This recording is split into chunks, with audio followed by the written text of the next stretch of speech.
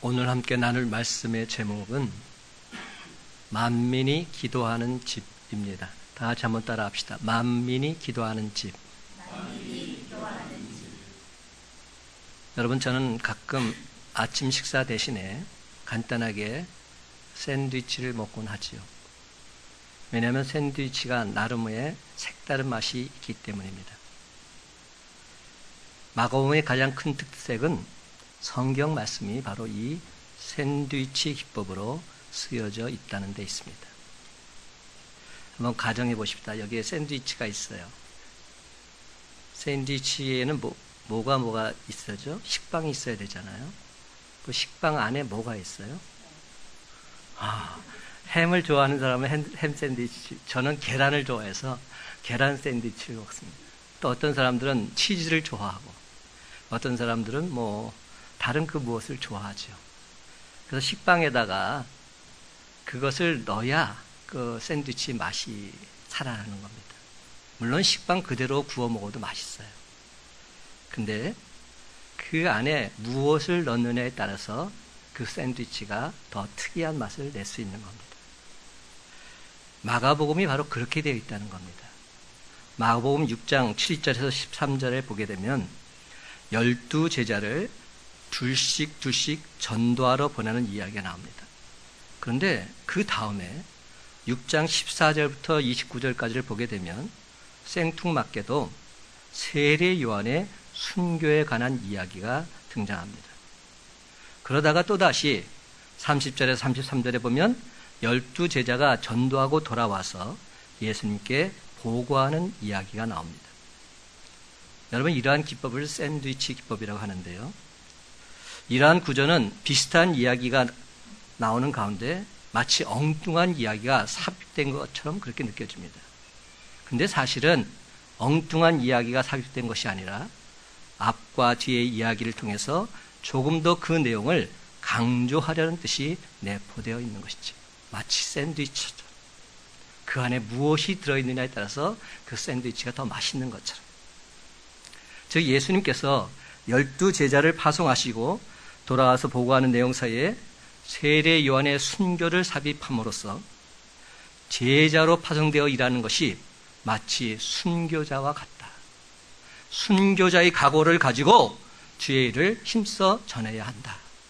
이런 의미를 강조하고자 내포되어 있는 겁니다. 마찬가지로 오늘 본 말씀을 보게 되면 오늘 본 말씀은 예수님께서 성전을 청결하게 하신 말씀이지요. 근데 그 말씀 앞과 뒤에 보면 무화과 나무를 저주하신 이야기가 나옵니다. 즉 12절에서 14절을 보게 되면 예수님께서 제자들과 함께 베다니에서 나오실 때 몹시도 시장하셨습니다. 멀리서 잎이 무성한 무화과 나무를 보시고 혹시 그 나무에 열매가 있을까 해서 가까이 가서 보셨는데 잎사귀 밖에는 아무것도 없는 겁니다. 이는 무화과 나무의 때가 아니었기 때문이지요. 그 순간 예수님께서 그 나무에게 이렇게 말씀하십니다. 이제부터 영원토록 내게서 열매를 따먹을 사람이 없을 것이다. 겉보기에만 무성한 무화과 나무, 주님께서 명령하시면서 말라지게 했던 것이죠. 그리고 이어지는 오늘 본 말씀 15절에서 18절 말씀이 마치 샌드위치의 속과도 같습니다. 예수님께서 제자들과 함께 성전에 들어가셨습니다. 성전 안에서 매매하는 자들을 내쫓으시면서 돈 바꾸는 자들의 상과 비둘기 파는 자들의 의자를 둘러엎으시고 아무나 물건을 가지고 성전 안으로 지나다님을 허락하지 않으셨습니다. 그리고 성전뜰 안에서 사람들에게 가르치시면서 이렇게 책망하십니다. 뭐라고 말씀하십니까? 내 집은 만민이 기도하는 집이라 칭함을 받으리라고 하지 아니하였느냐. 그런데 너희는 내 집을 강도의 소굴로 만들었구나. 그리고 나서 마가복음 11장 19절 25절을 보면 다시 무화과 나무 이야기가 나옵니다. 다음날 제자들이 예수님과 함께 지나가시다가 무화과 나무가 뿌리채 마른 것을 보게 됩니다. 이에 베드로가 말하지요. 선생님, 저것 좀 보세요.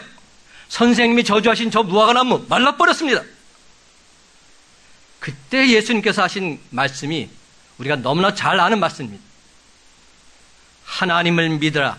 내가 진실로 너에게 이르노니 누구든지 이 산더러 들리어 바다에 던져지라 하며 그 말하는 것이 이루어질 줄 믿고 마음에 의심하지 아니하면 그대로 되리라. 우리가 너무 잘 아는 말씀이 바로 이 순간 하나님께서 예수 그리스도를 통해서 들려주신 말씀입니다. 따라서 샌드위치와 같은 오늘 본문의 말씀은 어떤 의미가 담겨 있을까요? 성전은 만민이 기도하는 집인데 이 집에서 기도하는 사람들은 하나님을 믿고 기도하라. 믿고 기도하면 하나님께서 반드시 들어주시리라. 이 사실을 무화과 나무가 자신의 본분을 감당하지 못함으로 말라버린 사건을 통해서 분명히 우리에게 다시금 가르쳐주고 있는 겁니다. 그런데 여러분, 여러분이 생각하고 있는 예수님의 모습은 어떠하십니까? 우리가 평소에 생각하고 있는 예수님의 모습은 온유하고 겸손할 뿐더러 사랑이 많으신 그러한 분이시지요. 그래서 우리는 항상 이렇게 생각해요. 예수님은 화도 안 내시고 언제나 참으시는 분이라고 생각합니다. 하지만 오늘 본문에 등장하는 예수님은 우리의 그러한 고정관념 완전히 깨트리고 있습니다. 예수님의 모습이 너무나도 격정적입니다. 거룩한 성전들 안에서 제사에 사용할 물건을 사고 팔고 하는 사람들 내어 쫓으시고 돈을 바꾸어 주는 사람들의 상과 비둘기 파는 사람들의 의자를 둘러 엎으십니다. 사랑하는 성도 여러분, 이러한 예수님의 모습은 정말이지 예수님에 대한 우리의 상상을 초월하고 있습니다. 마치 한때 영화의 단골 주제였던 조폭의 모습이 연상됩니다. 막 둘러 엎으시는 장면. 그러나 여러분, 우리가 온유라고 하는 이 말뜻을 좀 더 바르게 이해한다면 예수님의 이러한 행동에 대해서 그렇게 놀라지 않을 겁니다. 성경에서 말하는 온유한 사람이란 어떤 사람일까요? 세상 사람들이 생각하는 것처럼 내성적이며 착한 사람, 그런 모습이 성경에서 말하는 온유한 사람일까요? 아닙니다. 성경은 초지일관 말합니다. 온유한 사람은 하나님 말씀에 온전히 순종하는 사람이죠. 모세를 말할 때 온유함이 이 세상에 그 누구보다 더 승했다 이렇게 말하죠. 여러분, 모세가 온유하다고 말하는데 우리가 인간적으로 볼 때는 모세는 온유한 모습이 아닙니다. 근데 왜 하나님께서 그를 향해서 온유한 사람이라 말할까요? 그는 하나님 말씀에 순종하는 사람이 되었기 때문입니다. 그 전까지는 내 생각, 내 뜻대로 주장하다가 이제는 온전히 하나님 말씀에 순종했기에 그 온유함이 이 세상에 그 누구보다 승했다 말하고 있는 겁니다. 온유한 사람이란 하나님 말씀에 온전히 순종하는 사람. 그렇습니다. 예수님은 자신의 명예와 욕심, 영웅심에 사로잡혀 있는 분이 아니라 오직 하나님의 뜻에만 전적으로 순종하는 분이셨습니다. 그렇기 때문에 예루살렘 성전에서 그렇게 용감한 행동을 할 수 있었던 겁니다. 진정 예수님처럼 온유한 사람은 화를 내어야 할 때 화를 내고 침묵해야 할 때 침묵하는 사람입니다. 이러한 사람이 진정 온유한 사람입니다. 좋은 게 좋은 거지 아니에요. 잘못됐을 때는 잘못됐다 말하고 잘했을 때는 잘했다 말해주는 것, 이것이 진정 온유한 사람입니다. 근데 여러분, 우리들은 어떠합니까? 정작 화를 내야 할 때는 한마디로 찍소리도 못하고 있다가 군중심리, 우월심리에 편승해서 갑자기 버럭버럭 화를 내고 있는 우리의 모습은 아닙니까? 세상 사람들은 거의 다 자신의 이익과 신변을 생각해서 행동합니다. 하지만 진정 온유한 사람은 그렇게 행동하지 않지요. 예수님께서 예루살렘 성전에 들어가셔서 하신 일에 대해서 복음서 기자 마가는 비교적 자세히 전해주고 있습니다. 마가가 전해주는 내용을 읽어보면 예수님께서 왜 그러한 격정적인 행동을 취하셨는지 충분히 이해하고도 남음이 있습니다. 한번 생각해 보십시오. 만약 예수님께서 성전에서 벌어지고 있는 그 일들을 보시고도 모른 척하고 그냥 지나가셨다면 그것은 예수님이 아니죠. 결코 예수님답지 않았을 겁니다. 예수님이라면 그 잘못된 것은 반드시 책망하셔야 합니다. 왠지 아세요? 예수님은 사랑의 주님이시자 공의의 주님이시기 때문에 옛날 유대인들은 6월절에 예루살렘에 올라가서 하나님께 희생제사를 드리는 종교적 행사가 있었습니다. 유대 나라 각곳에 사는 유대인들은 1년에 한 번 그 행사에 참여하는 것이 희망이요 기쁨이었지요. 그리고 그 행사에 참여하는 사람은 누구나 다 희생제사에 사용할 소, 양, 염소, 비둘기와 같은 희생제물을 가지고 가는 전통이 있었습니다. 그런데 순례자들이 가지고 온 제물은 예루살렘 성전뜰에서 제사장들에게 검열을 받아서 합격 판정을 받아야만 희생제물로 바칠 수 있었습니다. 하지만 그 당시 유대사회와 종교가 너무나 타락한 나머지 제사장들과 상인들이 결탁했어요. 순례자들이 가지고 온 제물을 의도적으로 불합격 판정을 내리는 겁니다. 그래서 성전 뜰 안에서 파는 제물을 사야만 하도록 만들었던 것이죠. 그런데 여러분, 이러한 장면이 오늘 본문에 적나라하게 드러나게 된 겁니다. 그리고 또 다른 하나는 이스라엘 남자는 누구나 다 매년 한 번씩 성전세를 내게끔 되어 있었습니다. 그런데 그 성전세를 반드시 유대 은화 반세겔로 바쳐야 했습니다.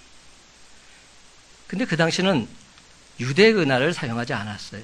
로마나 그리스 화폐를 사용했습니다. 그렇기 때문에 순례자들은 성전에 와서 유대 은화 반세겔로 환전을 해서 성전세를 내야만 했습니다. 오늘 본문에 나타나 있는 돈 바꾸어주는 사람들이란 바로 이런 사람들을 말합니다. 15절 말씀 다 같이 함께 읽어보기를 원합니다. 15절입니다. 시작. 그들이 예루살렘에 들어가니라. 예수께서 성전에 들어가사 성전 안에서 매매하는 자들을 내쫓으시며 돈 바꾸는 자들의 상과 비둘기 파는 자들의 의자를 둘러 엎으시며.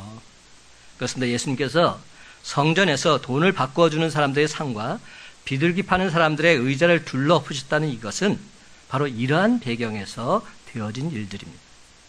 예수님께서는 성전에서 장사꾼들을 내어쫓으시면서 내 집은 만민이 기도하는 집인데 너희들이 내 집을 강도의 소굴로 만들어버렸다, 이렇게 말씀하셨습니다. 일반적으로 어느 종교에서나 기도하는 곳으로 지정된 곳은 조용하고 엄숙해야 합니다. 세상적인 잡된 생각을 해서는 안 되는 곳으로 이해되고 있습니다. 그래서 우리 주님께서 당신이 그러한 뜻으로 성전을 깨끗하게 하신 것으로 그렇게 이해할 수도 있습니다. 하지만 여러분, 예수님은 그러한 뜻에서 그렇게 행동하신 것이 결코 아니십니다. 예수님께서 취하신 행동에는 좀 더 깊은 뜻이 내포되어 있습니다.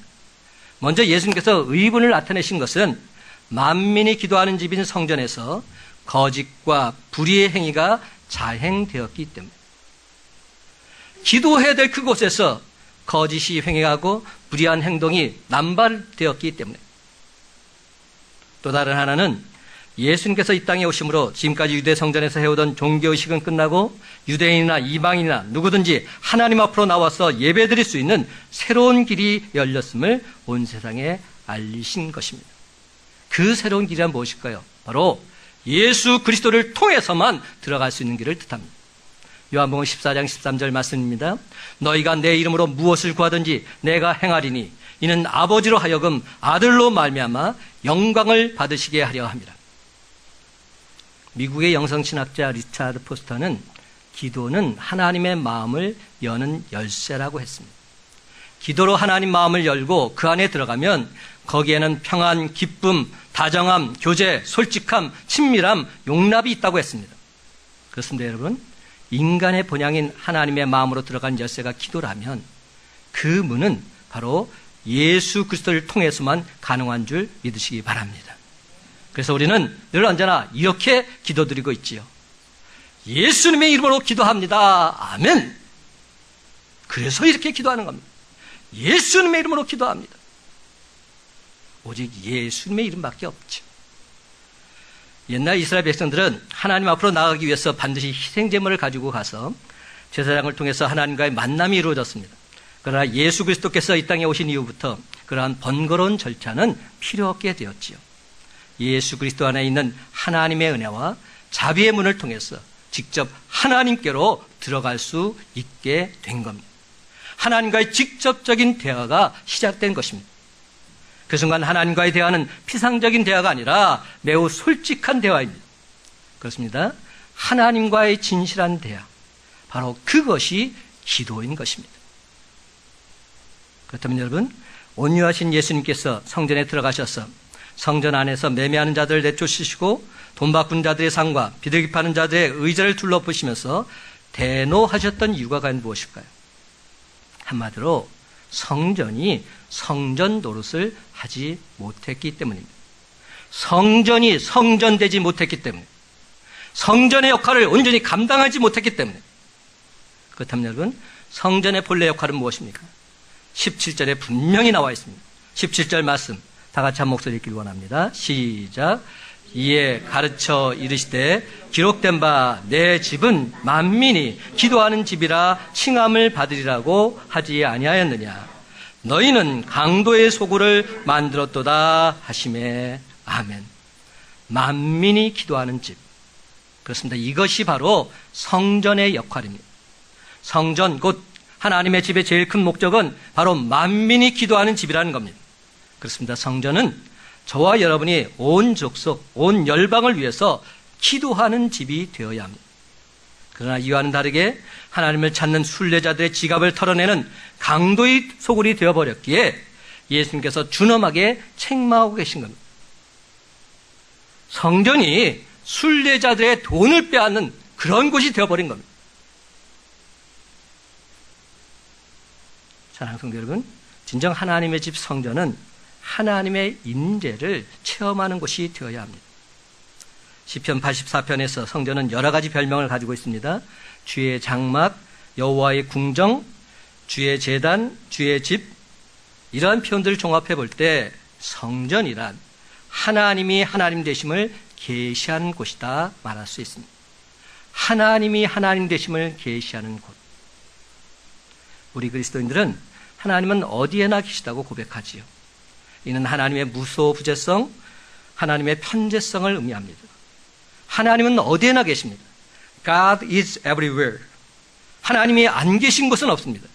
하나님은 무소부재하십니다.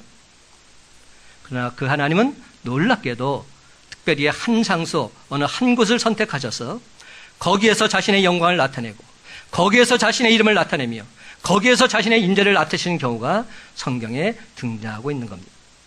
그 가장 대표적인 장소가 구약에서는 성전이었습니다.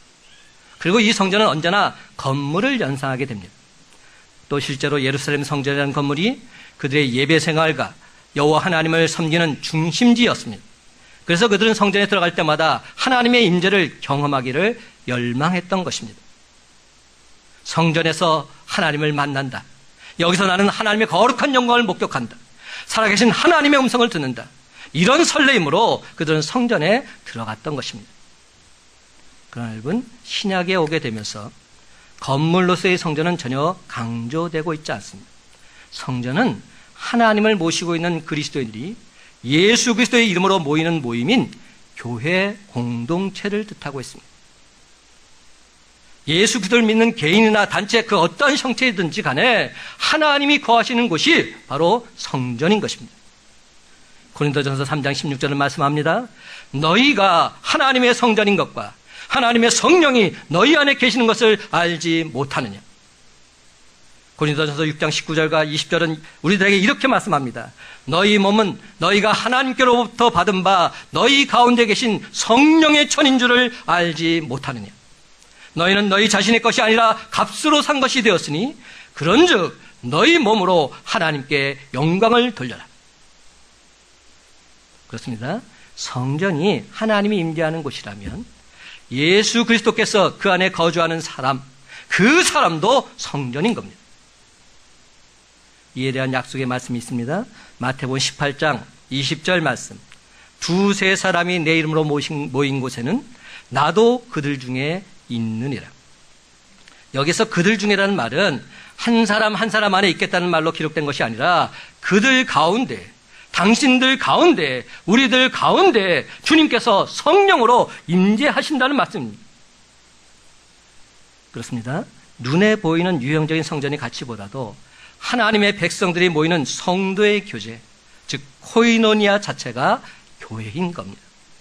예수 그리스도를 영접해서 그분이 우리 안에 거하신다면, 내 안에 거하신다면 내 자신이 곧 성전인 것입니다. 그렇다면 여러분, 이 말은 지금 주님께서 우리를 어떤 관점으로 보고 계신다는 말입니까? 주님께서 우리를 보실 때에 만민을 위해 기도하는 집으로 보고 계신다는 말씀입니다. 그렇습니다. 바로 이것이 주님께서 우리를 바라보시는 관점입니다. 사랑하는 성도 여러분, 하나님께서 우리를 구속하시고 우리 안에 친히 성령으로 거주하시면서 하나님의 성전된 우리 각 사람에게 원하시는 목표 과연 무엇일까요? 장사하고 돈 바꾸고 세상에서의 복잡한 여러 가지 일에 우리 자신이 들여지기를 원하실까요? 아닙니다. 절대로 아닙니다. 하나님께서 진정 원하시는 것은 하나님 당신께서 우리에게 처음 말씀하신 그 목적 그대로 살기를 원하십니다. 다시 말하자면 성전은 우리의 몸을 진정 만민이 기도하는 집으로 사용하기를 원하고 계십니다. 그렇습니다, 여러분. 하나님께서 우리를 보실 때 우리의 용도는 만민을 위해 기도하는 집이 되어야 합니다. 우리 자신이 기도하는 집이요, 기도원이요, 우리 각 사람이 기도원 원장이 되어야 합니다. 사랑하는 성도 여러분, 기도는 바로 우리의 최우선적인 사역입니다. 우리 모두는 만민을 위해서 기도하도록 부르심을 받았습니다. 하나님은 어떤 분이십니까? 요한복음 3장 16절 상반절, 하나님이 세상을 이처럼 사랑하사 독생자를 주셨으니. 그렇습니다. 하나님은 세상을 위해서 독생자를 주신 분이십니다. 독생자 예수님은 십자가에서 돌아가신 것, 바로 저와 여러분의 죄를 대속하기 위해서 아닙니까? 여러분, 이것이 하나님 아버지의 마음입니다. 하나님은 온 땅에 대해서 관심이 많으시고 온 땅을 사랑하시며 온 땅에 가장 좋은 것을 주길 원하시는 분이십니다. 온 땅이 구속되기를, 구원되기를 바라는 분이십니다. 그렇습니다, 여러분. 이것이 바로 하나님 아버지의 본심인 것이죠. 창세기 12장 2절 3절을 보게 되면 하나님께서 아브라함을 갈대아 우르에서 적과 꾸리는 가나안 땅으로 가게 하시면서 약속하신 내용이 나와 있어요. 제가 이번에 다시금 이 말씀을 묵상하면서 이 말의 뜻을 한 가지 더 발견하게 됐어요. 이런 표현이 있습니다. 내가 너로 큰 민족을 이루고 내게 복을 주어 내 이름을 창대하게 하리니 너는 복이 될지라.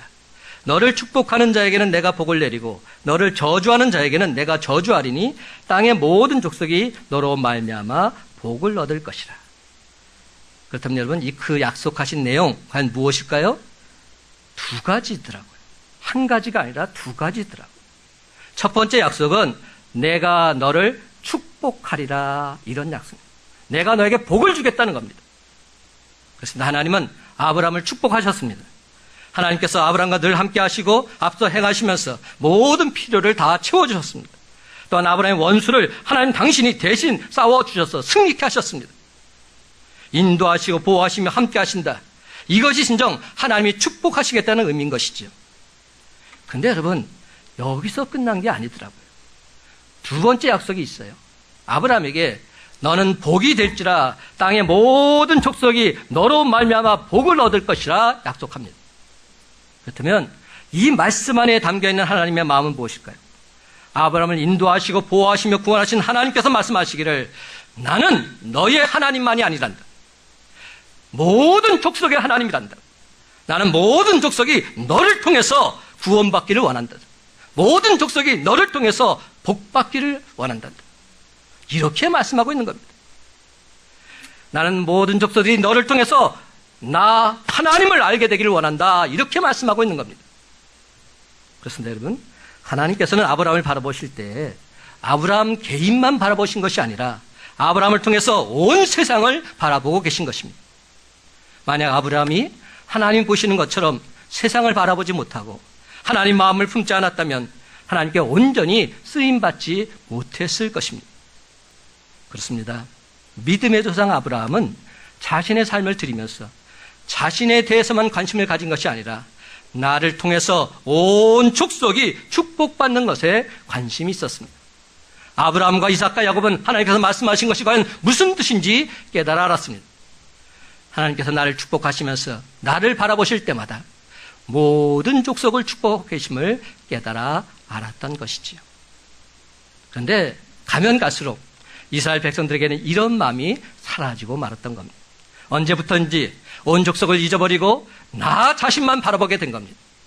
나 자신의 약한 것만 바라보면서 더 나아가서는 선민사상에 빠져서 우리 족속 외에는 모두 다 멸망받을 족속으로 그렇게 생각했던 겁니다. 여러분, 이것이 바로 하나님께서 이스라엘을 온 세계에 디아스포라로 흩으실 수밖에 없었던 이유가 된 것인지 모릅니다. 신약에 와서도 하나님께서 예루살렘 교회를 흩으신 이유는 오직 성령이 임하시면 너희가 권능을 받고 예루살렘과 온 유대와 사마리아 땅끝까지 이르러 내 증인이 되라 말씀하셨는데, 예루살렘 교회는 정작 자기들끼리 모이는 데만 관심을 가졌습니다. 자기들끼리 서로 사랑하고 섬긴다, 그렇게 살았던 것이죠. 이것이 잘못된 겁니다. 하나님은 오늘 이 시간에도 우리들에게 너희를 볼 때마다 땅끝을 바라보고 있느라 말씀하고 계십니다. 이것이 바로 하나님 아버지의 마음입니다. 사랑하는 성도 여러분, 중보기도란 무엇일까요? 중보기도는 나에게만 국한된 것이 아니라 온 땅을 품고 기도하는 것입니다. 그러므로 오늘 우리는 이렇게 기도해야 합니다. 하나님 아버지, 하나님이 보시는 시각으로 세상을 바라보게 하옵소서. 하나님 아버지, 내 기도를 통해서 내 뜻이 아니라 하나님의 뜻이 이루어지게 하여 주시옵소서. 그렇습니다. 하나님께서는 진정 나를 보실 때마다 나만을 바라보는 것이 아니라, 내 가족만을 바라보고 있는 것이 아니라 땅의 모든 족속들을 바라보고 계십니다. 나를 통해서 그들을 구원하기를 원하십니다. 나를 통해서 그들을 축복하기를 원하십니다. 특별히 중보기도는 나를 통해서 온 땅과 열방을 축복하시려는 하나님의 비밀 통로인 셈이죠. 위대한 설교가 기도의 사람인 조지 버틱이라는 분의 조언, 우리에게 크나큰 조언이 됩니다. 도전이 됩니다. 그가 이런 조언을 했어요. 중보기도를 할 때 우선 먼저 원수들을 위한 기도부터 시작하라, 이렇게 조언했어요. 우리가 기도할 때 한번, 여러분 기도 어떻게 하죠? 나부터 기도해요. 나를 위해서, 그리고 내 가족을 위해서, 그리고 내 교회를 위해서 점점 더 넓혀가요. 그렇죠? 근데 그렇게 하지 말고 너랑 가장 원수지가 있는 그 사람부터 기도해봐라. 그러면서 이렇게 그는 기도했다고 합니다. 주님, 제가 어리석게도 원수라고 생각하는 아무개를 축복해 주옵소서. 그를 주님의 은혜로 지켜 주옵소서. 그래서 저의 쓰라린 상처를 떨쳐버리게 해 주시옵소서. 다음으로 그는 우리들에게 이렇게 말합니다. 정치, 의학, 학문, 예술, 그리고 종교 분야 지도자들과 이 세상의 궁핍한 사람들을 위해서 중보기도하라, 이렇게 조언합니다. 오늘날에도 지금 미투 운동으로 해서 지금 이 나라가 지금 너무나 힘들고 어려운 상황에 처해 있죠. 근데 다 들어있어요. 정치, 학문, 예술, 종교 다 들어있더라고요. 이들을 위해서 기도해야 합니다. 근데 여러분, 이 조언이 갖는 가장 큰 가치는 우리로 하여금 우리 자신의 편협하고 사소한 감신사를 벗어나서 상처받고 궁핍한 세계 속으로 단호하게 뛰어들어서 그들을 위해서 눈물을 흘려 기도해야 한다 말씀하고 있는 겁니다. 이게 중보기도죠. 사랑하는 성도 여러분, 오늘 시간 하나님이 이 땅에 무너진 곳을 막아서서 간절히 기도하는 중보기도들을 찾고 계십니다.